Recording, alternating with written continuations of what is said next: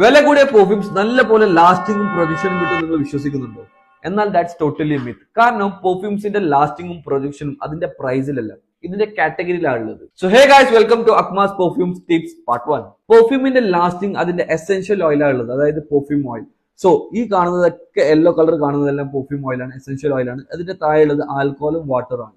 So ആദ്യം തന്നെ ഞങ്ങൾ ഡിസ്കസ് ചെയ്യാൻ പോകുന്നത് EDC കാറ്റഗറിയാണ്. ഇത് വരുന്നത് EDC വെച്ചാൽ ഏത് കൊലോണ് ഇത് അറിയപ്പെടുന്നത്. ഇത് നിങ്ങൾക്ക് അറൌണ്ട് 3 to 5% ഓയിൽ കോൺസെൻട്രേഷൻ ആണ്. So lasting around 1 to 2 hours. അടുത്ത് വരുന്നതാണ് EDT കാറ്റഗറി, അതായത് ഓതർ ടോയ്ലറ്റ് പെർഫ്യൂംസ് ഇത് അറിയപ്പെടും. ഇത് വരുന്നത് 5 to 15% ഓയിൽ കോൺസെൻട്രേഷൻ ആണ് and it will last around 4 to 5 hours. അടുത്തത് വരുന്നതാണ് EDP കാറ്റഗറി പെർഫ്യൂംസ് ആണ്. ഇതിൽ നിങ്ങൾക്ക് കോൺസെൻട്രേഷൻ വരുന്നത് 15 to 20% ഓയിൽ കോൺസെൻട്രേഷൻ ആണ്.